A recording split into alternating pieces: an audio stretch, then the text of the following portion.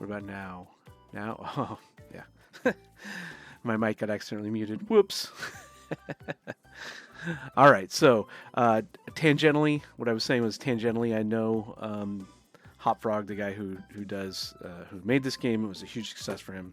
He hangs out on some of the indie uh, uh, sort of Discord servers and stuff where I go to for advice and stuff. So, yeah, and I do know it was a very large success for him. And yeah, and I think it came from a game jam. Like the basis for this came from a Game Maker game jam, and I think this thing is all made in Game Maker, or at least the demo was. I'm not sure if the full game was or not. Anyway, yeah, he's one of those indie success stories that you hear about. Uh, you hear about him a lot more than there actually are. I know. It's common for people to assume that, hey, I'm going to make the next big indie hit, but it's those success stories are few and far between, and usually it takes a while to get there. It's not an overnight success, right? It's oftentimes a lot of learning along the way, and so there are usually people that make those games have made many games up until that point where one of them finally takes off, right? Anyway, so let's get into it. So now this is an interesting choice, right? From a designer's perspective, this menu is very juicy, right? And so by juicy we mean reactive, and like when you hover over anything, stuff happens. I'm not sure I like the camera though. I don't like that it's hard to read stuff while you're moving around. It's just kind of interesting. I don't know. I wonder if the full game kept the same sort of menu thing going on, because I personally don't like it. It just is a little weird. It's just the camera moves around too much. I would like a little less there, but I don't know. Maybe that's just me. Yeah, a lot of empty space with the panning. I agree. It's kind of like, well, why are we panning? I don't really think that we need to, but it does make it responsive, right? Which is the point. All right, so let's. Like I said, I know nothing about this game, so we're just gonna jump in. Yeah, and the panning stays. Okay. Escape to open the menu. Okay. So immediately this tells me this is going to be a collecting, right? So opening the menu here is telling me, hey, get ready. You're going to collect some stuff. Um, and I'm assuming I'm going to be crafting stuff too, which I'm not a huge fan of crafting games, but I get it. I get why people like them and use them. So it looks like left click is use item, right click is delete item. This is apparently my inventory, building, industrial, farming, economic, magical. That's interesting. It's telling me to click on industrial. I like that, right? This is a nice big UI indicator. Hey, click on this thing. And I'm assuming I'm in some kind of demo mode here, or not demo, tutorial mode. Even though they didn't explicitly tell me that, right? It's pretty obvious that I'm in some kind of demo here, or tutorial. I keep wanting to say demo. Furnace is going to take 10 stone. The forge is going to take ingots and bricks, and the sewing station is going to take fiber and wood and brick. Oh yeah, this is a crafting nightmare if you don't like crafting. But then you probably didn't get this game. Right? Q and E, huh? Okay. So that was industrial, right? I clicked on it. What do you want? I clicked on all of them. Why are you not going away? What did I not do? Hmm. Why does it keep clicking on it? No, no. I get it. Oh, okay. So that was kind of poorly done there, right? Like it's telling me furnace is important, click on it, but what about this is important, right? Like, I think what they want me to do is just look at all the things that I can build. No, look, it's still bugging. It's still telling me that I didn't do something here.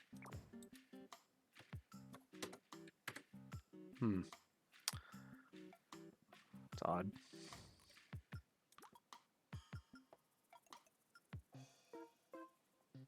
Okay, well. pause to move? What? I can't move. I can't do anything until I get this done? But I can't. What's going on here?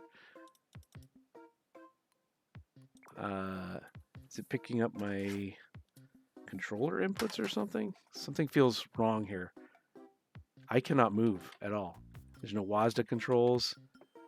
Clicking doesn't do anything here. I think maybe... See, this is why I should have tested this before. I do have a controller plugged in, but then it came unplugged. Because my stupid chair. So I may have to restart this. The joys of game development when you're screwing around with controllers and...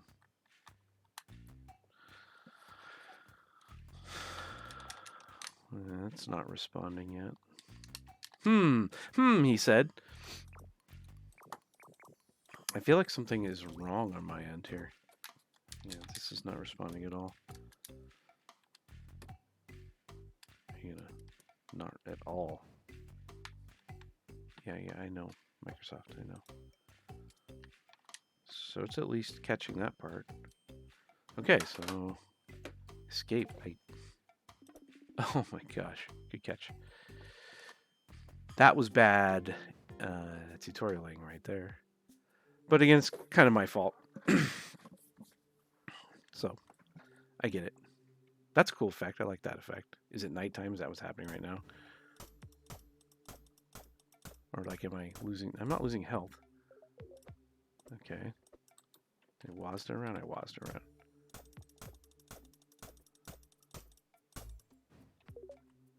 Is it nighttime that's happening, or is it just the natural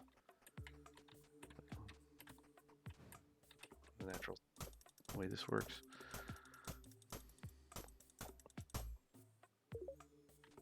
Yeah, I know. I need the stone for the furnace.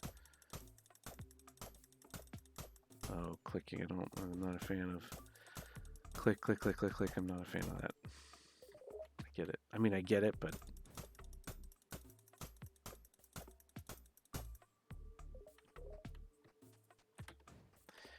yeah, I mean, everything, they've done a real good job. Like, everything's really responsive, right? Which is what you want. In game design, we usually call that juice, right? So it's nice and juicy.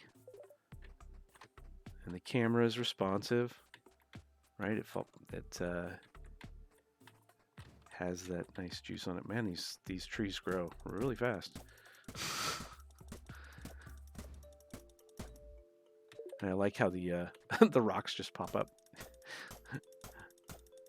Right, so I guess if you just sat here, like, eventually you couldn't move because there'd be so many resources. I don't like the lag between the drops and the pickup. Yeah, I don't like that either. Well, I mean, it is more responsive, so I get why he did that. But what I don't like is that I have to walk over the resources to pick them up. Why don't you just... Right? Oh, see, that time it worked. Other times it didn't work, where it didn't automatically just allow me to pick them up. Right? Maybe it's a range thing. Let's see. Yeah, see, those rocks are just sitting there. Yeah. I don't know. I mean, I get it. But at the same time, in a game like this where I'm already clicking a ton, that's kind of overkill. All right, I think we're supposed to build something. So let's build something. It's telling me to build a furnace, which I'm assuming, like all good crafting games, I'm going to have to use the furnace. It said E to use it. Okay, can't be too close to it to use it, so that's kind of a weird little bug. It wants what? Like, what do you want to build here? I think that's what's asking me. Are these random? Do you guys hear that?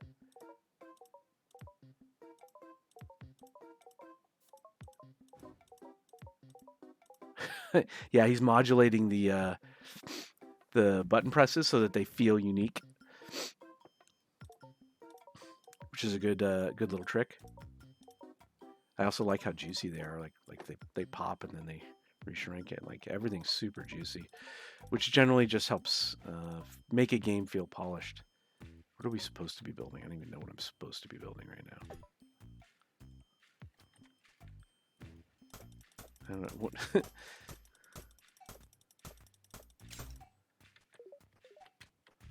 Okay, so that's ore. Oh, look at that. What's that? Oh, is that what I? Is that? No. So Cole just. Oh, he's exhausted, and I probably didn't do what I needed to do to. And he's hungry. Oh, that's great. So I've done. He should eat, but what do I have to eat? Oh, an orange. I had an orange and some cherries. Berries, not cherries. Yeah. All right. Where is his? Okay, so this is health. This is hunger. Let's eat something again and watch that. Yeah. Weird that it's a green bar like that. Right? Normally that's a health indicator, right? So this would be like a full heart, and then like as you lose this, like 1, 2, 3. That's normally how that would go, but I don't know, whatever. The UI is definitely one of the highlights. Yeah, I agree. It's really nice and responsive.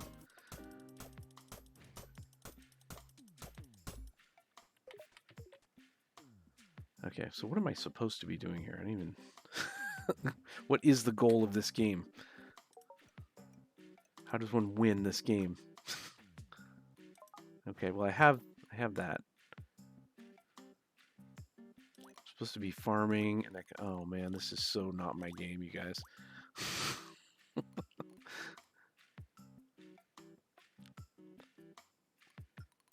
Right, so I feel right now like I don't have a goal. What about you guys? We weren't given a goal. We're just dropped in this little area to just like harvest materials. But for what purpose? It's still yelling at me. I guess it wants me to build one of everything.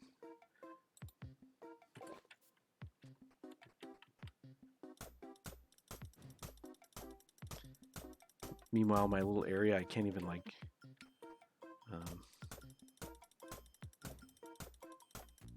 so much stuff is growing. Oh, I wasn't even. So much stuff is growing that I can't even have space to build the things that they want me to build.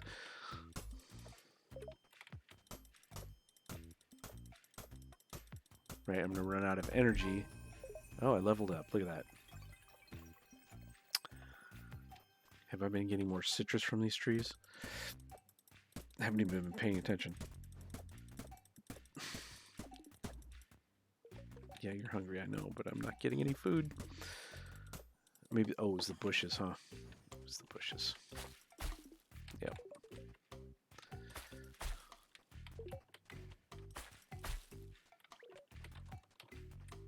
Alright.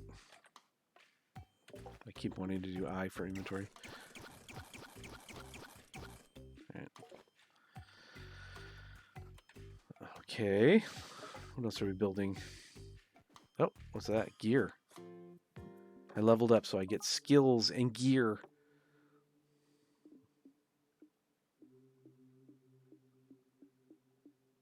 Wow, that's too much. That panning is way too much. Ugh, and then the checkered background. Ugh, you are getting sick. All right. I don't know. I'm sure that at this point I'm probably supposed to put it into like foraging. No. Industry. Right. I get that there's a very deep system here, but boy, I haven't been given any goals yet, and I haven't been kind of given any direction. So I have one skill point. I can put it into stuff, but I'm not sure, like, are there enemies in this game? I'm assuming there are. Sorry, I'm going to check. Keybind I. Yeah, I'm sure I could keybind too. Gain XP when the building structures. When building structures do what? Will you build them? I know that's kind of weird. But this does unlock two things, right? Instantly gain 40 coins. But I haven't. Right now, coins do nothing for me. Cotton. Well, I'm not messing with cotton. Allows you to find wheat and allows you to find beets. So that might be good. Find fairies. I have no idea what those do. So these two right now are total unknowns for me, so I don't know why you would invest in them. I don't know, industry or foraging. Which one do you guys think? Oh, the menu. Skills.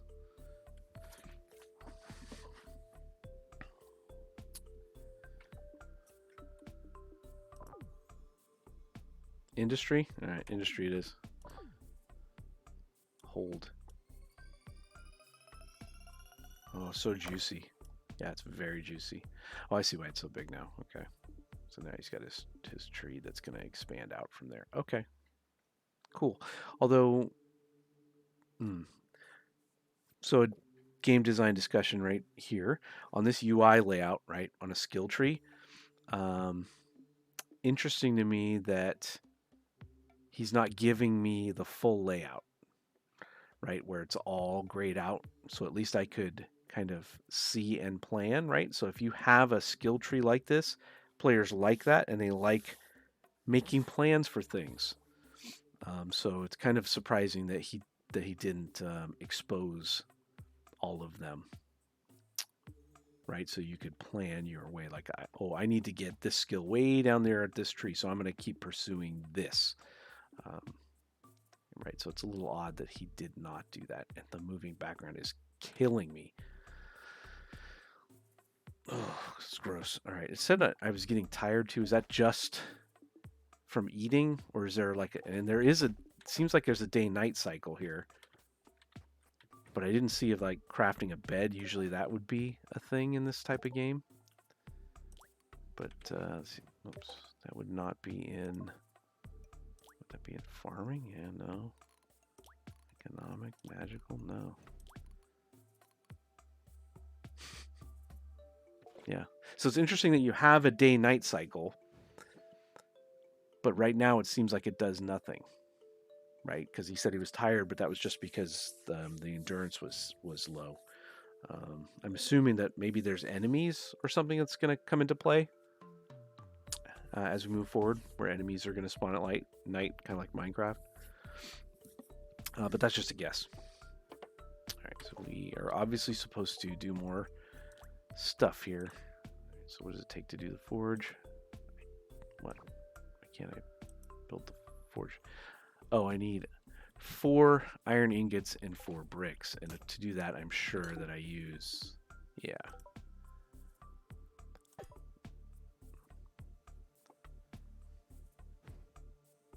So this is fun. Waiting is always fun, right?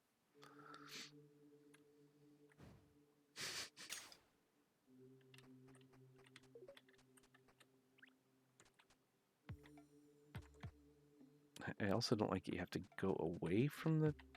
Why can't I... Can't use it. Did I... Wait, what? It's kind of weird. Its trigger is... weird. Can I craft... Oh, okay, good. I can craft more than one.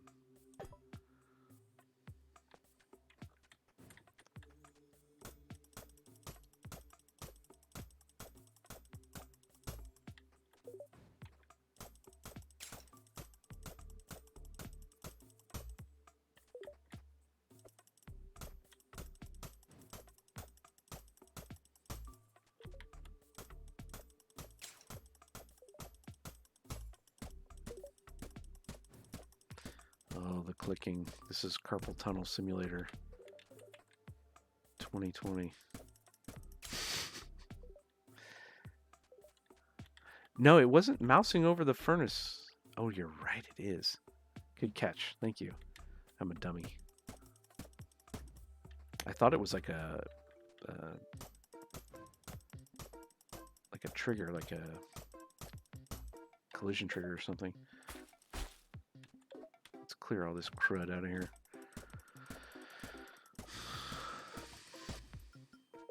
I mean, the resource generation is overtaking my little island here. It's kind of silly. Click, click, click, click, click, click, click, click, click, click, click, click. So how many of you are fans of click, click, click, click, click, click, click? Personally, I'm not a fan of that. Like, that just, to me, is the illusion of, you know, you know what I'm talking about. You guys know what I'm talking about. The illusion of, yeah, interactivity. Oh, he's exhausted. Okay, we gotta eat. I keep doing that. I should just. Where's the key binding? Where's the settings?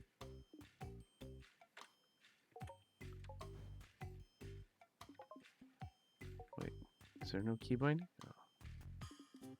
It probably would be. Yeah, there's no key binding because it's just the demo. I'm sure the full game had the full thing. All right, yeah, I know. I need to eat.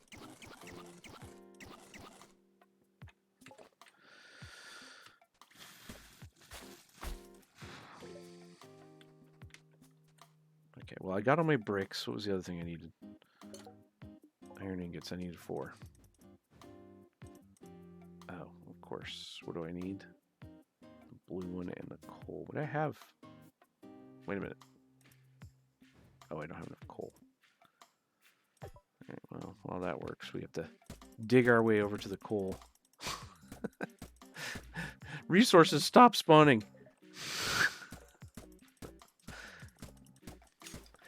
Oh, God, yeah, this is definitely not my kind of game, guys. The clicking would drive me nuts. It's click, click, click, click, click. Like, how do you guys not go nuts with that?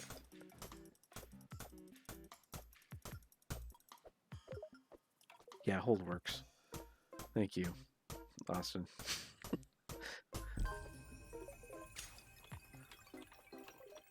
Trees, stop spawning.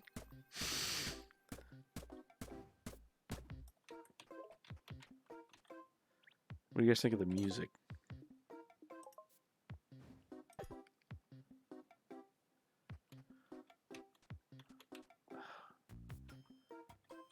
Resources.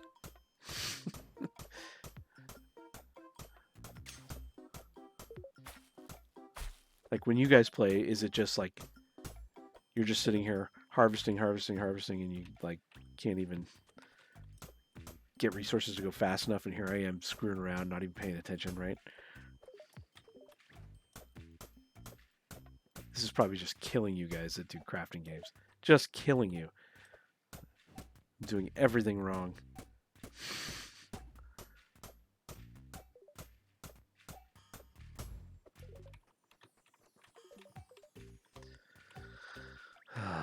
Okay. It's better than having silence, but it sounds repetitive. It is kind of repetitive, but again, the demo. I wonder if the those of you that have the full game, is the full game have better audio, like music?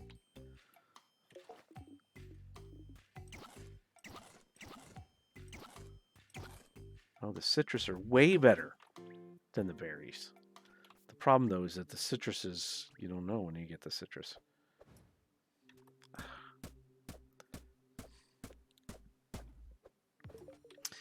And I'm wondering, it's really interesting that there's a day-night cycle, but so far it's totally meaningless, right? Like,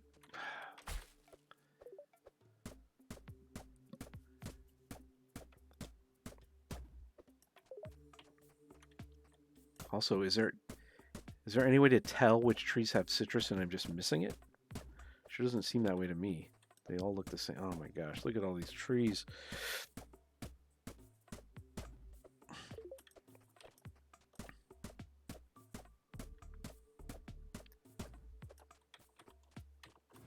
I'm stuck.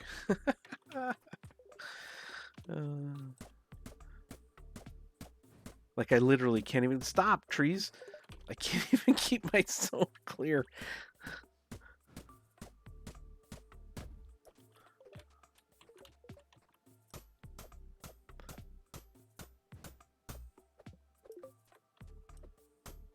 Stardew Valley vibes. Yeah, I don't know. I didn't play Stardew Valley. I know it was extremely popular, and I know what it is and stuff. It's just not my type of game. These crafting games are just Um, ironically, we're making a crafting game or partially crafting game. Oh, you can learn new skills? Like maybe auto or speeding up my thing. Oh, I still have to do the forge, right? I got enough to do it. So let's put it right where I am. And I can't move. Oh, that's annoying.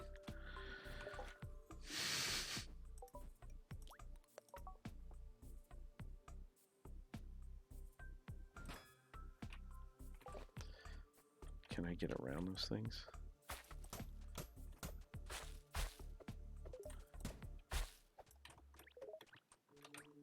Oh, that was dumb.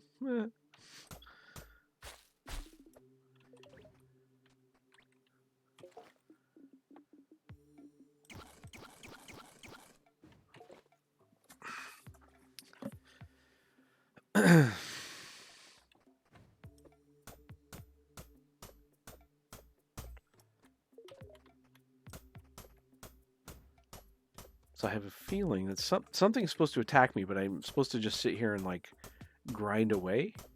It's just very odd to me that I haven't been given any like nothing's interrupted me here, right?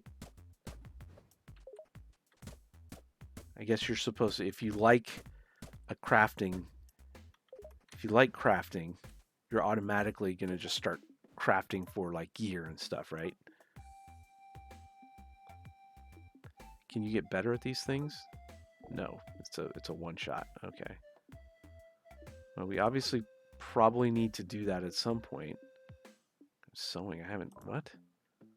Oh my gosh. If you want enemies, choose currency skill. Really? That's interesting. Let's see foraging. That is really juicy and really good.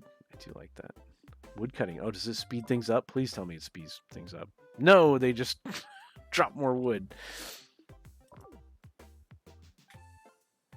Gain 4 inventory slots. Gain 25% more XP from plants and crops.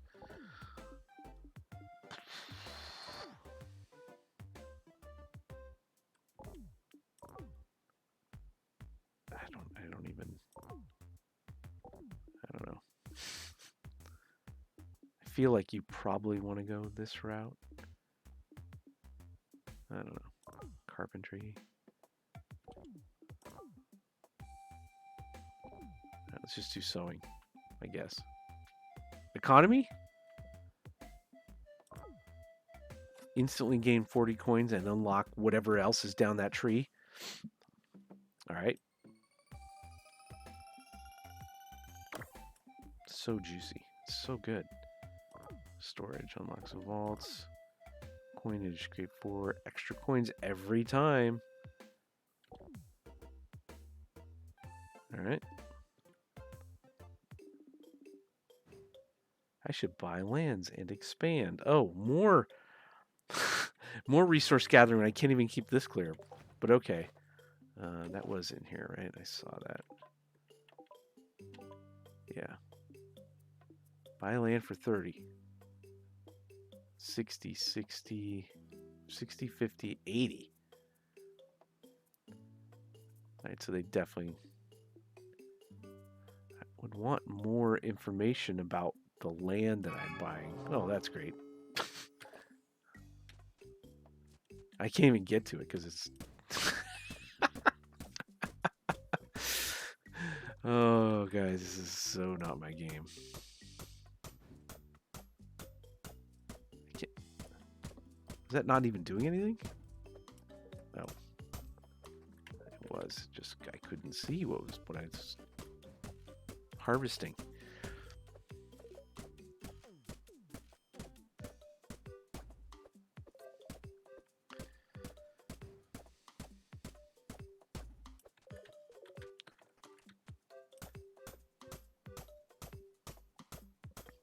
So how many of you guys are oh, there he is. There's an enemy, right? And I don't have any gear. Oh, this is bad. he's gonna come get me and I have nothing to fight him off. Yeah. Except my pickaxe.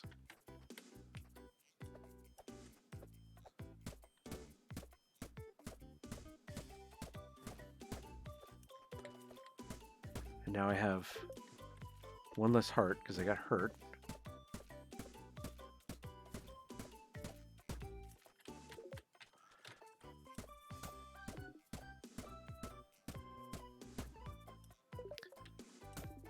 Okay, so here's a question. He's saying he's exhausted, but I can just continue to do this, right? So is it hurting my health? It doesn't appear that it is. Oh. Was that a hidden enemy there? Or was that... Okay, good. Yeah. Oh, come on, I can't... Oh, right, I have to eat something. How do you get your health back, though? That's a good question. What? Oh.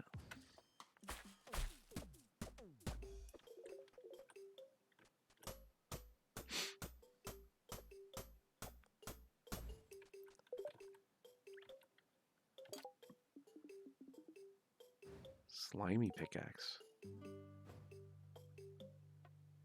But what does it do? Well, it gives me a goal. All right, so we'll forge for that. So I got more than enough wood. I need some iron and I need some more jelly. So iron is the blue ones.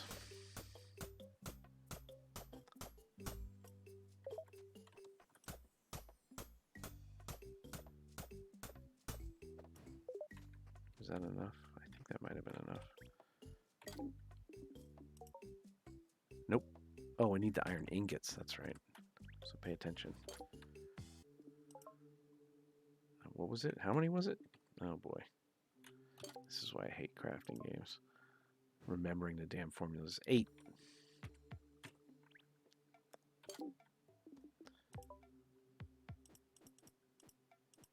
Okay, so I need some more coal. So we'll start this process while we go get some more coal. Which is, there's one down there, but I can't, of course. I know nature's taking over. I can't. I'm terrible at this.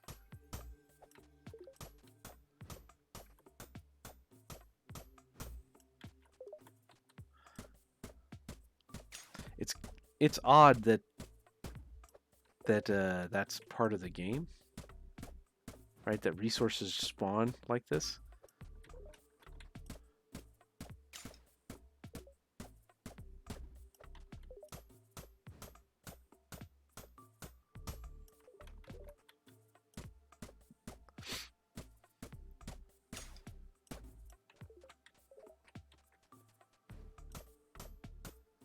I think I needed more coal to make that happen, right? I don't remember. There's one.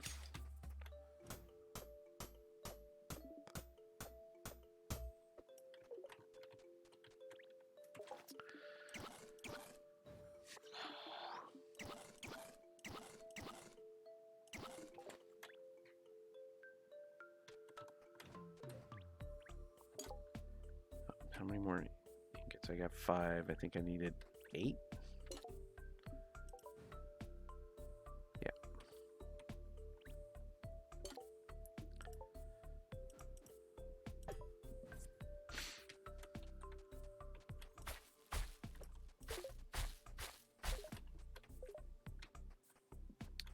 What else did I need? Oops. What else did I need to make the slimy pickaxe? More jelly, so we gotta kill more of those little dudes. I mean, what are they doing? Nothing. I'm just being a jerk.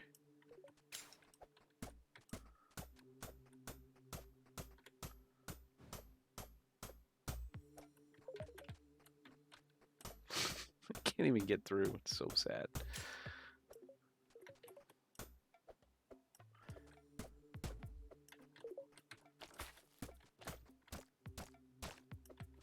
Ah, 2.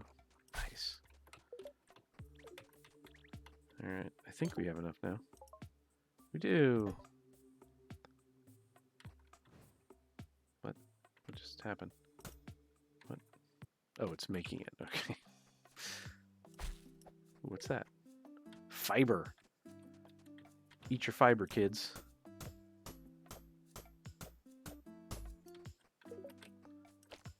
Ah!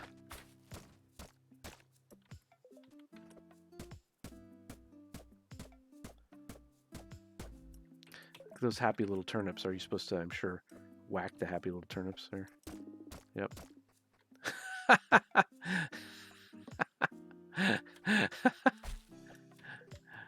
What a jerk I am. Beating up on, what are they, beets? Beating up on the beets. Cooking, really? Ah, game over. Wah, wah. Cooking skill and the fairy skill. Well, that didn't go very well, did it?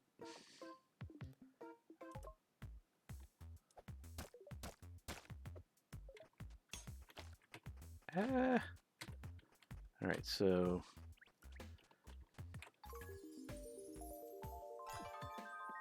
oh, that's so original Zelda right there. 50% gain 50% more jelly when killing slimes. Damage is increased by 75%. Yeah. All right.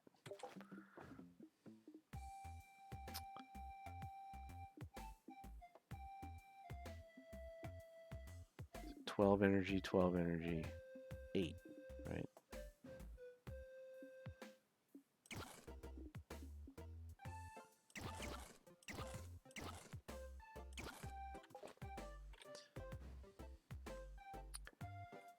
Fairy skill. So, oh, I do have a skill point.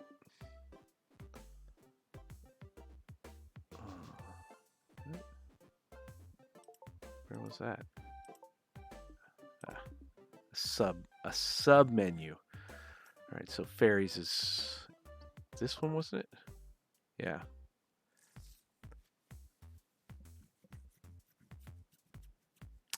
So cooking, which is down some other, I don't know where on the tree, and finding the fairy. So this is obviously one we need to get.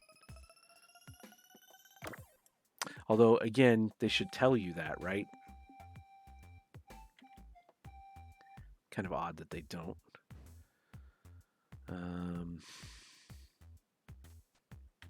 So now the question is, how do you find them? Okay, good. This pickaxe is faster. Less holding.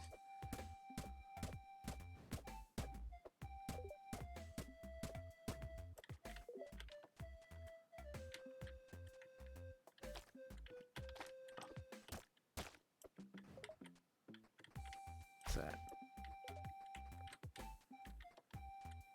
I don't see any fairies. This is bad.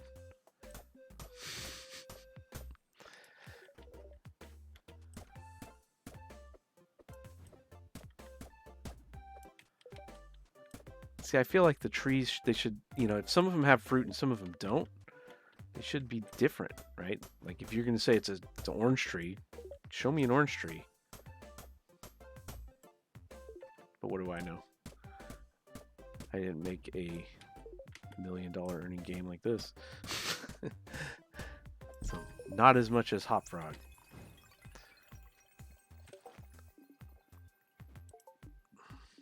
All right. Cooking. Where do you think cooking is? Inscription. Brilliance.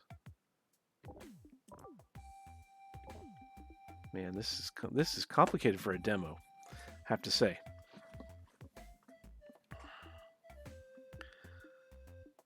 Cooking would probably be down. If I had to guess, I'd say The Gathering.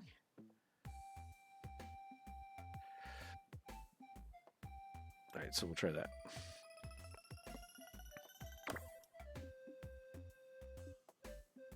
Ah.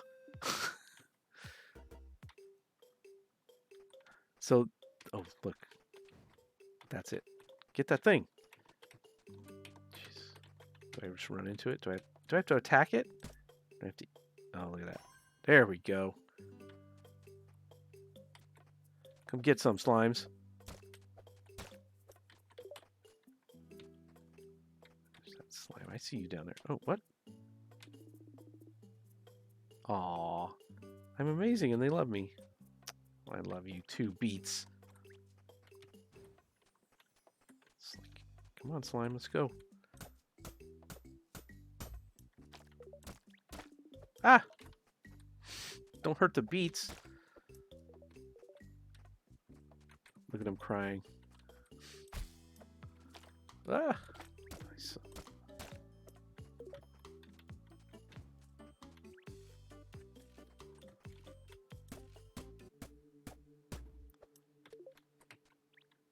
All right, what's a bottle for?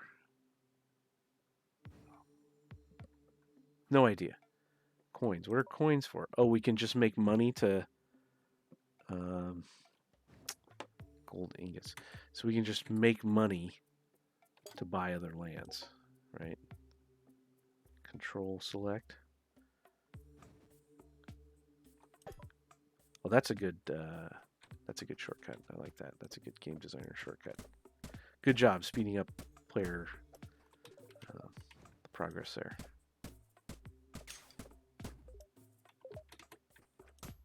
Ah, it's funny. You can destroy your own things.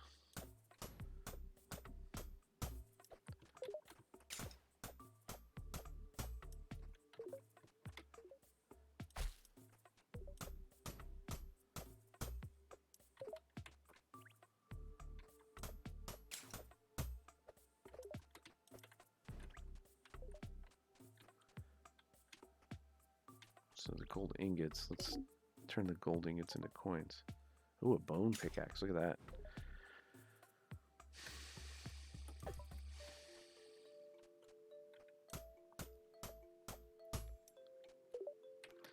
I feel like I guess it's just me, but the spawn rate on the resources is kind of ridiculous. What do you guys think? So that was, 4 ingots turns into 8 coins.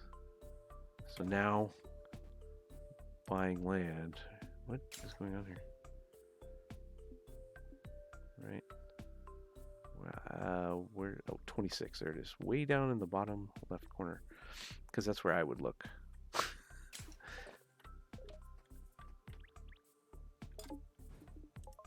Wait, what does the key do, huh? Consumable. Consumable? Well, let's upgrade our pickaxe. The resources spawn slower in the main game. That would make sense. Because it's like overwhelming. In this version, there's like too much. It's encroaching. Nature is encroaching on my settlement. Okay, so I need 16 iron, 8 brick, and bone. I haven't even seen bone. So there's... What?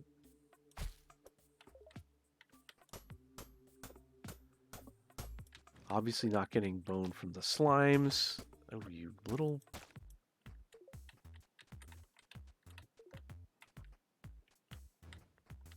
What's that down there? Oh.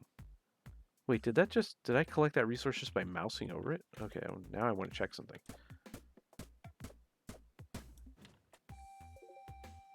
Oh. That is good game design right there.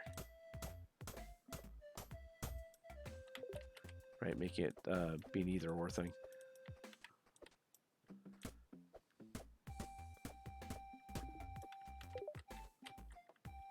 Eat, huh? Alright. How are the beats? Oh, it's the same.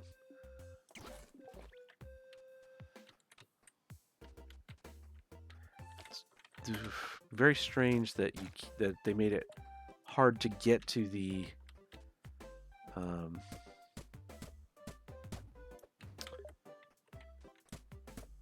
healing system. Like you just have to be lucky and find a fairy, or to get to the cooking skill is apparently down the line quite a bit. Not obvious where it is. All right, I guess we'll just make some stuff here. Just because we can, huh? Steel. Coal. I need a whole bunch more coal.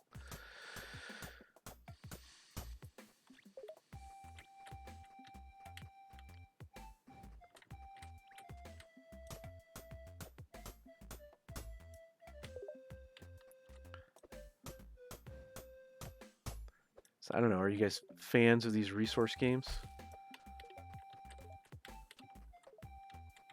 Oh, gosh. Oh, look, there's... I can't... What?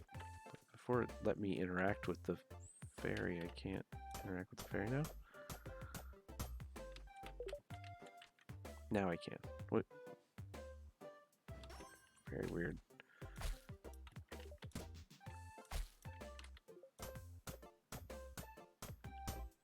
Resource games can be fun. You guys sometimes like them. What makes them fun and not fun? What would you say makes a resource gathering game fun?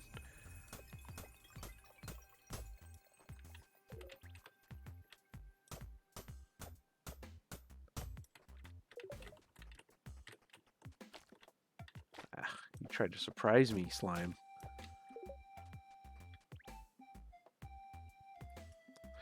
Is button mashing on a controller less of a strain on your hands than constant mouse clicking? No, it's about the same. Mainly what you can do with the resources makes it fun. So like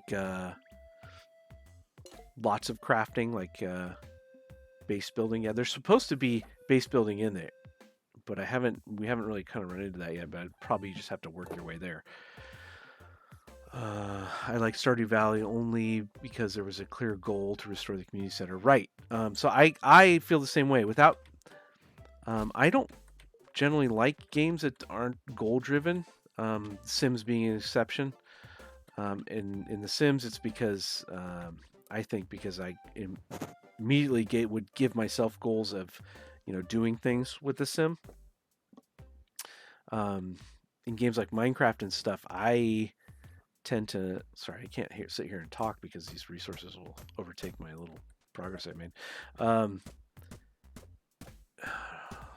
I lost my train of thought because I got distracted. Resource games. Resource games for me, I just need to be goal driven. That's just the type of player type I am. And without it, I just feel like, kind of, what's the point? Like right here, I feel like, okay, like I would give myself the goal of getting a bone pickaxe, just like I did with the slime one.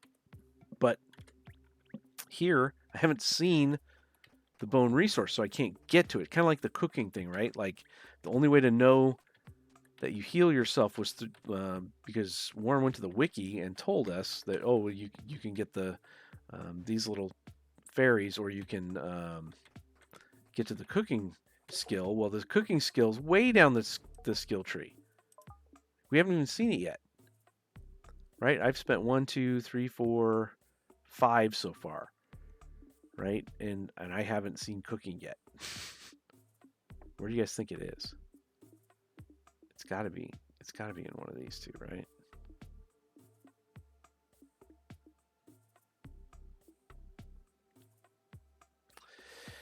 What about a game like Don't Starve? Is survival enough of a goal for you?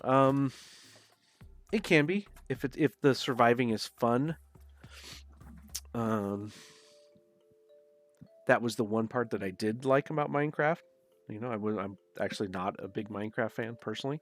I mean, I see the appeal and I understand why it's such a huge success, right? Player-driven goals are usually very successful. It just doesn't get to me. You think fishing? All right, we're going to do fishing. I love that juiciness. That's so good. For a demo, it's awesome. No! Oh, there it is. So we're almost to be cooking where we could heal ourselves. I mean, like, how long is it here that before I can get to a spot where I can heal myself? That seems kind of silly. Warren says Subnautica is very cool because the exploration itself has rewarding views. Right, totally makes sense. Exploration. I don't feel like this is very heavy exploration, right? Do you guys think this is very heavy exploration? I feel like, um, you know, where's the byland? This is dumb that it's at night. Like, I get it, but at the same time, if you want to buy land, like, you can barely see the costs, so that's kind of annoying. Um, anyway, I don't feel like this is exploration based because it's the like what are you uncovering, and in 2D you can't really see that well, and I don't know. Oh, the demo's capped at level 10. Oh, so we're gonna be stuck here real soon. Yeah, but it's good because we got a good preview of what's happening, um, and we actually got an hour's worth of gameplay. So that's actually a pretty extensive demo, to be honest with you. Demos. I never even tried to mess with the butterfly or the. No, can't do anything. You just. Anyway, demos are coming back into favor, right? So they were not very favorable on Steam for a long time, and I think it had mostly to do with the placement of the demo button on Steam. Back in the pre-Steam days, demos were extremely important because that's how you sold your game, right? When you would sell something, you just had a web page, right? Or you'd be on a portal, like a Flash portal. And back in those days, it was just a kind of par for the course where, yeah, you'd have shareware with unlock codes or just like even just limited versions of the game. Is pretty much, it's usually much safer to just have a limited version of the executable so that people can't just take your executable and unlock it through whatever means. So nowadays, it's a better idea to just kind of have a little mini version. Anyway, they fell out of favor because Steam kind of didn't place the button appropriately on a store page, and it sounds dumb, right? That sounds like, oh, that doesn't make any sense. But because of the way that Steam is, the storefront is like, if I don't know if you guys remember where the demo button was on a game, but it would be in the far right corner, like about midway through, and it's below the fold. So the term above the fold and below the fold means in a web page or anything that you go to like that, there'll be a top part that is the screen that is like when you launch on it. And so when you land on a store page, above the fold is what's seen immediately. Below the fold means you have to scroll down to get more information. And the demo buttons would be below the fold, and they would be the wrong color. So they were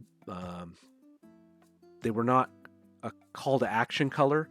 So a call to action is always sort of a marketing term that says like you need to do something, right? So that's why the store page buttons here. Let's get out of here for a second so I can show you. Well, we're done with this anyway, right? 8. Oh, but then I'd have to show you guys my Steam account. I don't want to do that.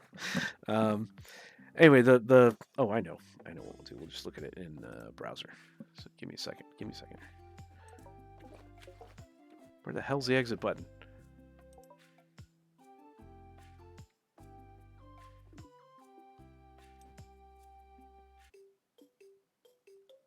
All right, give me a second.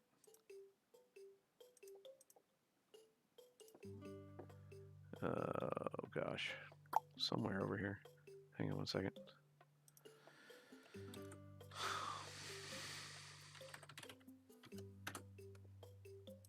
All right.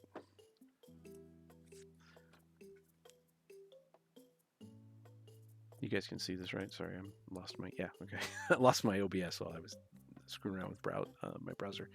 All right, so really quickly, let's look at a game, right? I mean PUBG.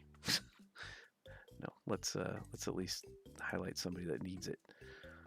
Where's some kind of indie?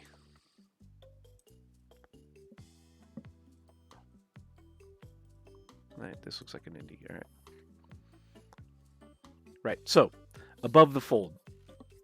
This is above the fold. And you scroll through, it's below the fold. Okay. So the demo, the old demo button, see how it's green now? It's right in the middle, right highlighted right here.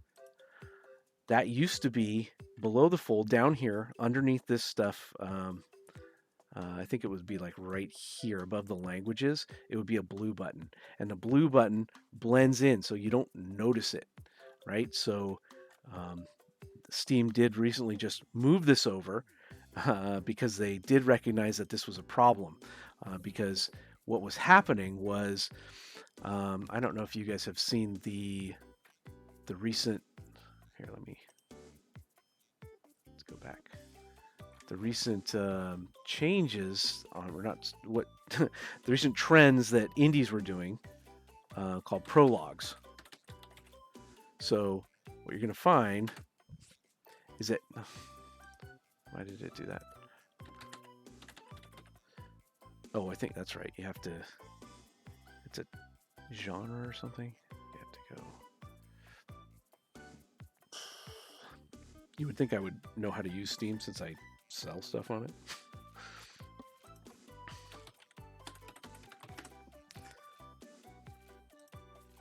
Oh, did they clear it out? Oh, because it's in top sellers. Because I'm in top sellers. Gosh.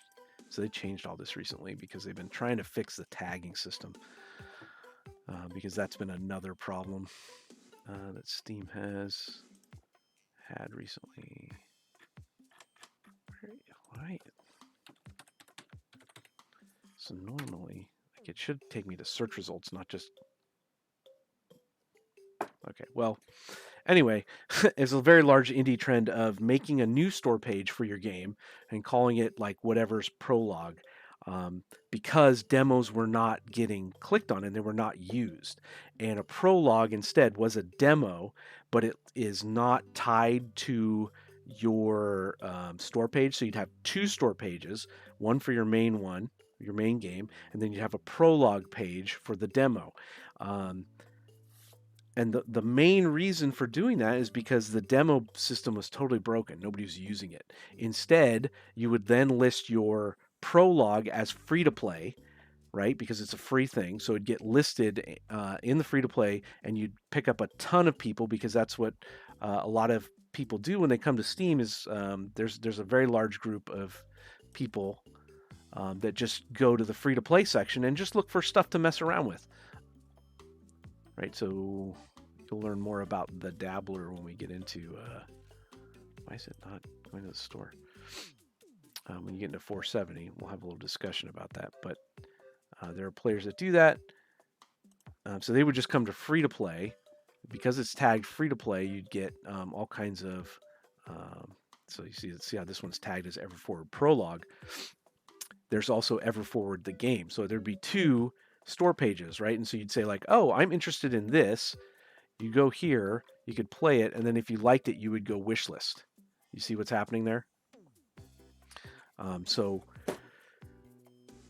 it was a way to, Stone Shard was probably one of the first ones to do it, and so everybody kind of, all the indie community jumped on the hype train because, or understood what was happening is that you get, in this case, kind of two bites at the apple, right? Because Steam has features you when you release. Well, if I have two store pages, I can turn this one on and get featured and collect up a bunch of wish lists, right? Because when you go on to the store, the main storefront, you'll get highlighted and they'll say like, hey, look, this game is doing very well, right? It'll come up in new releases, it'll come up in specials or whatever, top selling if you're lucky, and you'll get a bunch of wish lists, right? So you have one shot with your prologue, and then you have another shot with your regular game.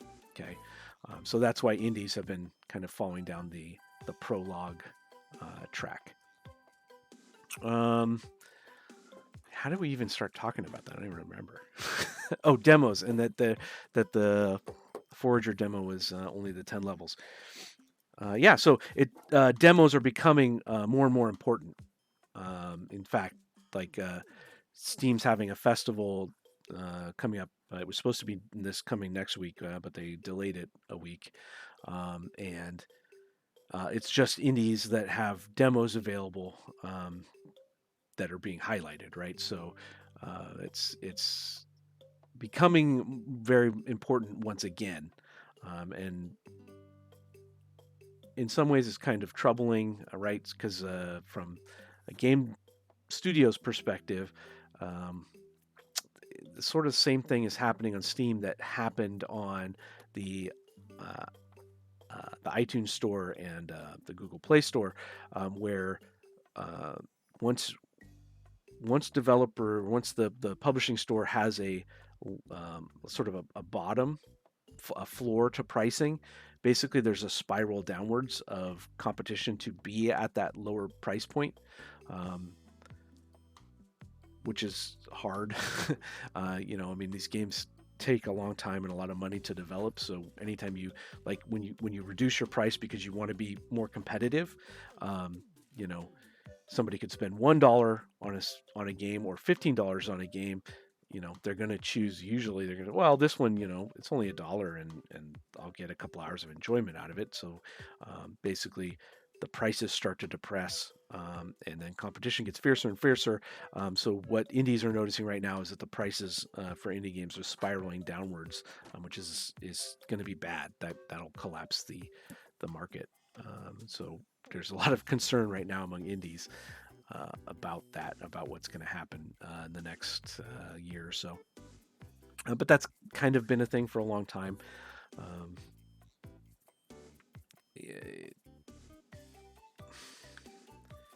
it's one of those things that you don't know.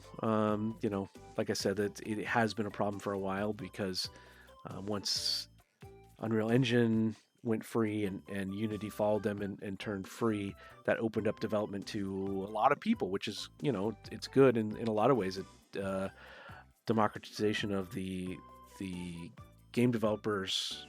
The price to entry to become a game developer was essentially zero, right? Which meant that everybody could make a game. Well, when everybody can make a game, what then happens is like you go to the number of games released a day on Steam goes way, way, way, way, way up, right? So I wish I could show you guys the number. Usually it's between, right now averaging about 50 games a day. So, and you have to compete with everybody else doing that. Let's see. Warren says, looks like 49 cents is the lowest possible sale price and 99 cents is the lowest possible price. Yes. So right now they have sort of a two-tiered system, and there's a free-to-play section, and then there's the paid section. And the minimum price that you can set something is 99 cents, and I think 49 cents is not quite right because you can go lower, but Steam, it becomes like a negative to you for your studio.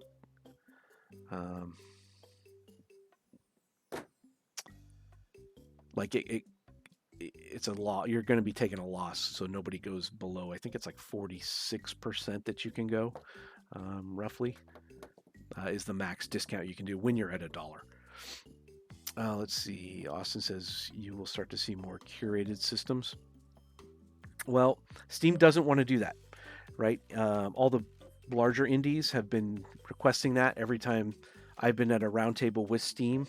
Steam will do like a GDC and stuff. They'll have a roundtable, or they'll invite developers to get your opinion on stuff, which is good, right? Because they're taking 30% of every single sale that you make. So you would hope that they'd be a little responsive, and they are. They listen to you. So anyway, at those things, it's every single one I've been at. Always somebody requests, hey, you have to curate this content, but they're never going to do that, right? Because their incentive is to cast as wide a net as possible, so that, right, they don't know what's going to be a hit. That their argument is always like, look, would Forager have been a hit? Like, we don't know. We might have told Forager no, and then that game never gets made, and that is not what they want. So they want um, everybody that can to be able to create a game and to be successful, which is good, right? But um, with that comes the problem of like, how do you get noticed in this giant ecosystem? And that falls on the developer, and that is correct. That is what should be happening. Is as a developer, you can't just say, I'm just going to release my game and it'll be a success. It doesn't work that way. It never has. Austin says, someone will then. No, I don't think so. I think Epic is going to follow the same formula that Steam did. They've already said, we're going to open up so that we're not hand picking games at some point. The problem for them, though, is that they have to build the infrastructure in order to do that, right? Steam built that infrastructure. Originally, they had that green light system, and then they said, well, we have this green light system where somebody had to, manually approve, yes, this is a good game, or no, this is a bad game, and give you a thumbs up or thumbs down. And then they turned it over to green light, which was the community saying yes or no. Instead, they just said, well, we have this system. Let's just let everybody that wants to release on it. Well, Epic has stated they want to do the same thing. Like, they don't want to be the restrictor of who. They don't want to pick winners, basically. No platform wants to do that, because when you're picking winners, that means you're picking losers, and that means there's a lot of weirdness there. So it's better from their perspective to just let everybody that wants to be on the platform be on the platform. And they've tried a bunch of different things to address that. I think one of the things that would have been good if Steam had done it right is the curators. Right, so a curator would be a compromise system of somebody being on there and saying, look, I recommend this game. This is my list of games that I like. But Steam didn't sort of manage that, and it's kind of clunky and unwieldy, and it doesn't work very well. So a lot of content creators didn't end up using it very much, and it turned into a lot of just bad sort of manipulation by people just setting up multiple accounts to then follow their thing, which then inflates their numbers, and it got to be a whole thing. So how are you combating an overflowing market? It's called a mature market, and that's what every single storefront is, right? That's why not everybody that wants to sells something at a grocery store. Eventually, the market should restrict itself, and it will. It's just going to take time, where people are going to stop releasing so many games, so much cruft or bad content onto the store. It'll slow down, and then normally, if you have a good fun game, it will rise to the top. But you can't just, the days of you just releasing something and it being a success because it's on that platform are gone. That just doesn't work anymore. Now, there was a short time where Steam was like that, but you had to convince Steam that you had a good game, right? And they had to hand pick you and say, look, yes, we're crowning you, and you're going to be a winner, right? And a lot of people that were told no are saying, well, that's not fair. How's that fair? I got told no. This guy got told yes. Why? What's the difference, right? And they would just say, oh, it's fun, right? When you say, well, the definition of fun is everybody's different, right? How do you know? So they just wanted to avoid all that. And they do. All right. So unless you guys have something else related to kind of the indie marketplace, I think we're pretty much done for today.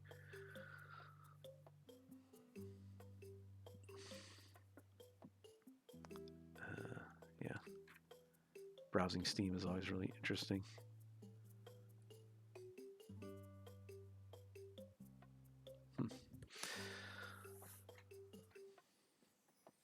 If you're interested in sort of learning more about the marketing aspect of being an indie developer, specifically related to Steam, there's a guy, he did some GDC talks. I follow him, but I don't return.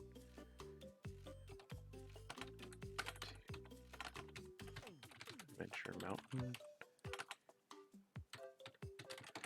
Met this guy at GDC a couple years ago. Chris Zukowski, yeah. And he does a really good job of, he has some talks on, yeah, he finally gave in and made a Discord. He's been a big proponent of email marketing, which he's right in a lot of ways, and that it is one of the more successful ways to talk to your player base. Where's his GDC talks?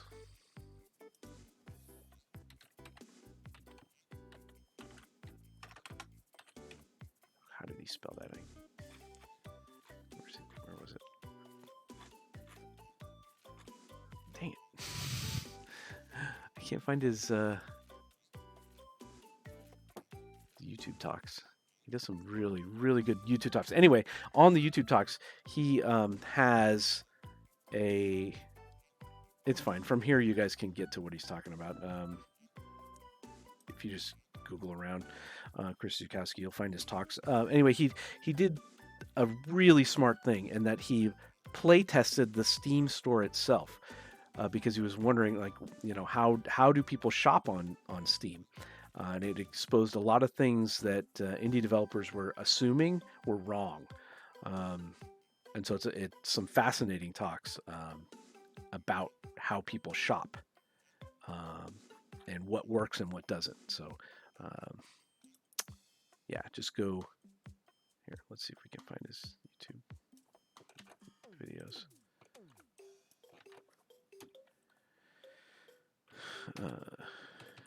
He has a couple of GDC talks. Yeah, so if you just Google his GDC talks there, he does some fantastic stuff.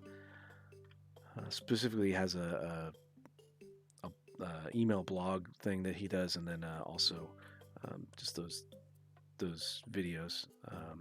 He did some just for this year that were really good with the how people. Yeah, this one, empathizing with Steam, how people shop for your game. It's a fascinating talk from this year, and I highly recommend it if you guys are interested in selling stuff on Steam. All right, so yeah, I think that's going to be it for today. Let's see.